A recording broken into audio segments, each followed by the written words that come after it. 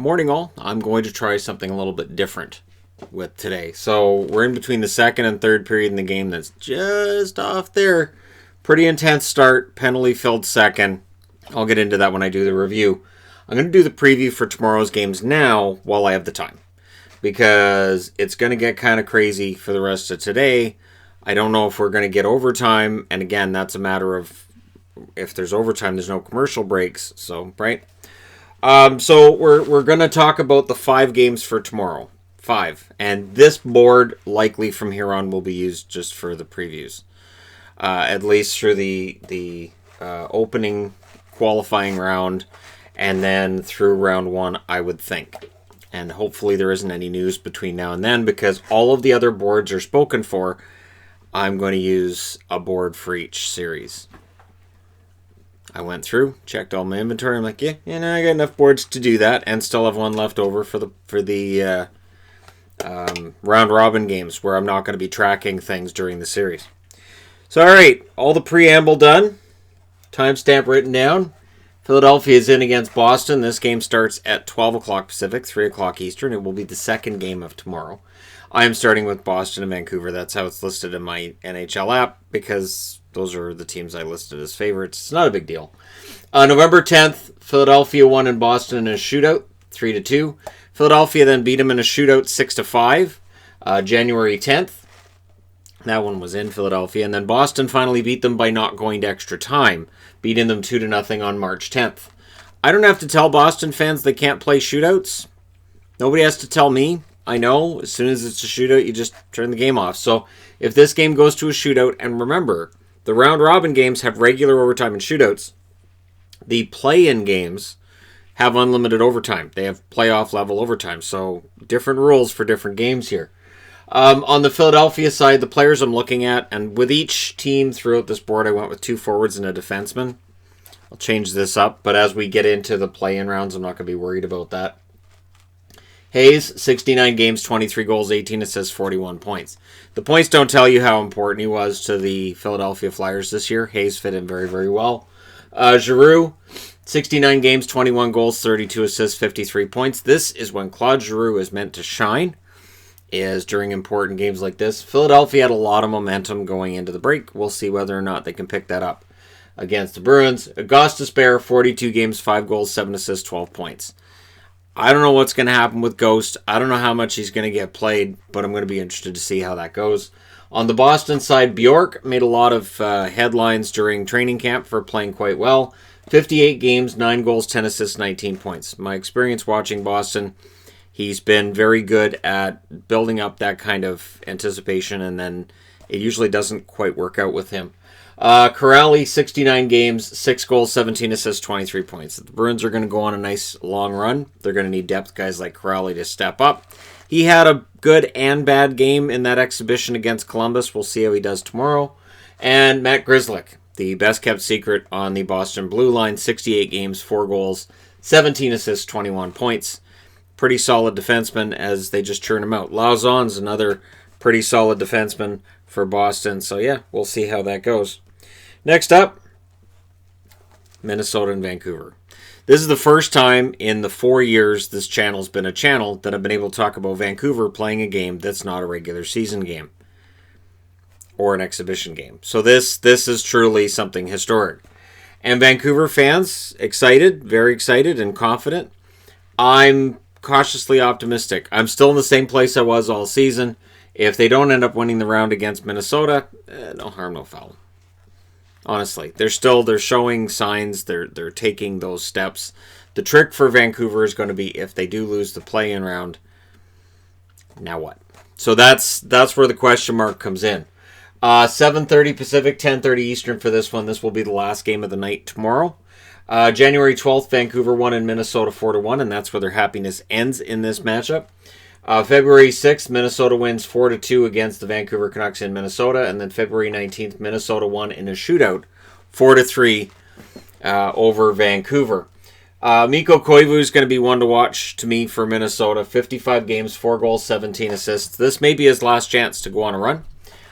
Fiala, 64 games, 23 goals, 31 assists, 54 points. Of course, Kevin Fiala the most exciting forward they had in that game against Colorado the other night. I would expect to see Fiala prominent again tomorrow. Soucy, 55 games, 7 goals, 7 assists, 14 points. If they're going to go far, I think Christian Soucy on the blue line is going to be an important part of that. He played very well against Colorado as well. Brock Besser will be the most watched player, I would think, by fans of both Minnesota and Vancouver.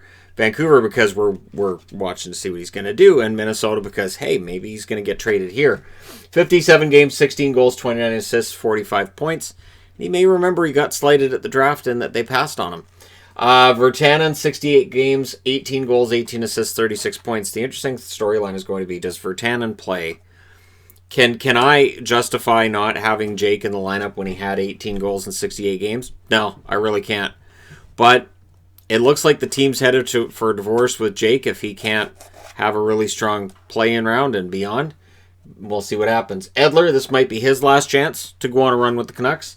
59 games, 5 goals, 28 assists, 33 points. One of the few holdovers we have left in Vancouver. And so it'll be interesting to see how it goes with him. All right, next up on the board, Arizona and Nashville.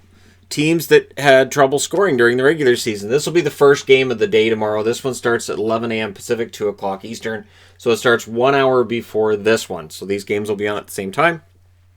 October 17th, Arizona beat Nashville 5-2. December 23rd, Nashville beat Arizona 3-2. So the last time they met was 2 days before Christmas, which was a while ago.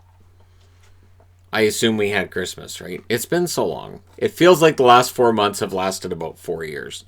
Can't wait to shoehorn this 2020 into the War of 1812. It'll happen. Clayton Keller, 70 games, 17 goals, 27 assists, 44 points. I think he'd admit he wished he'd scored a little more. Now's this opportunity to go out and prove it against Nashville. Stepan, 70 games, 10 goals, 18 assists, 28 points for him. And Taylor Hall. Can Taylor Hall live up to the expectations? 63 games, 16 goals, 36 assists, 52 points. This is his time. Other than that first round knockout that he was in when he played for New Jersey, this is his first meaningful game that's in a playoff environment. And we'll see how it goes. And I've got Stepan on the board because he had a good game against Vegas, and he's probably going to need to score a little bit, crank that up just a little bit if they're going to go far in the playoffs. On the Nashville side, Bonino, with his experience with Pittsburgh, I think this is a guy who's going to get counted on. 67 games, 18 goals, 17 assists, 35 points. He was also having a pretty good year. Rocco Grimaldi, I love the kid, I do. 66 games, 10 goals, 21 assists, 31 points. Great energy player, fantastic. His energy level and his determination definitely overcome his size problem.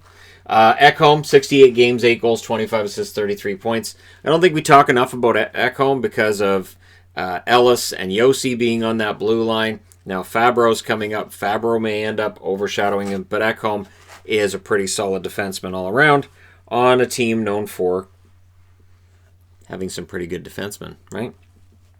All right. St. Louis in against Colorado. And Colorado gets last change in this one. This one's at 3 p.m. Pacific, 6:30 Eastern. So this game may very well be affected if the Arizona-Nashville one goes into overtime or beyond, into double overtime, anything like that. So this is where these games is going to be interesting to see. I mean, there were rumors they were all going to be early games, and there were rumors they were going to be late games.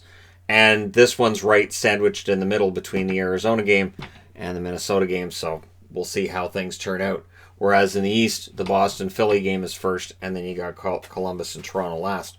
So, St. Louis beat Colorado October 21st, 3-1. St. Louis beat Colorado December 16th, 5-2. And then Colorado took over. January 2nd, St. Louis lost to Colorado 7-3. And then Colorado beat St. Louis 5-3 January 18th. Interestingly enough, Colorado won both games at home. St. Louis won both games at home as well. So we'll see. Colorado technically, with last change, has home ice advantage in Edmonton.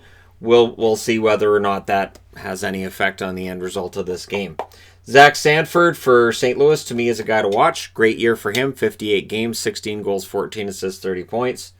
I'm going to be interested to see what happens with Kyrou. I've got Kyrou on the board because it feels like we've seen Robert Thomas take that next step, and maybe it's Kyrou's time. 28 games, 4 goals, 5 assists, 9 points, and he was excellent whenever he played for St. Louis. Whatever they asked him to do, he did it well. Pietrangelo, 70 games, 16 goals, 36 assists, 52 points on the blue line. This may be his last stand with St. Louis. We'll see what kind of energy he brings to that series with that in mind. Nathan MacKinnon's got to be on the board because MacKinnon may very well end up being the MVP. 69 games, 35 goals, 58 assists, 93 points. One of the best players in the game.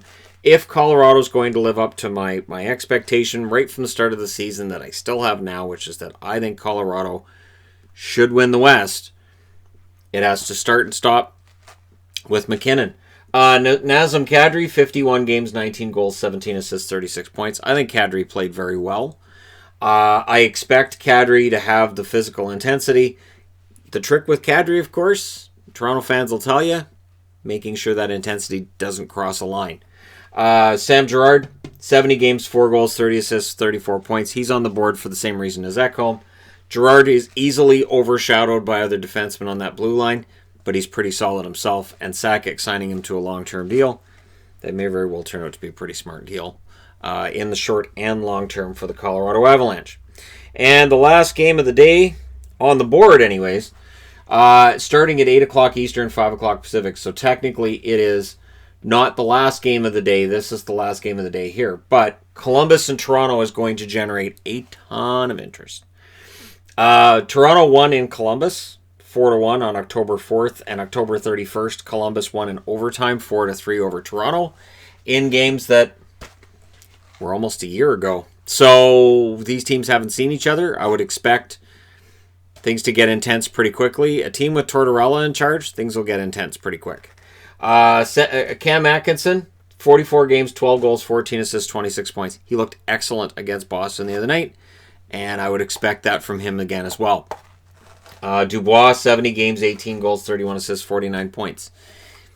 At some point, I think Dubois does become a super megastar player. I don't think he's there yet, but he's still pretty excellent as it is.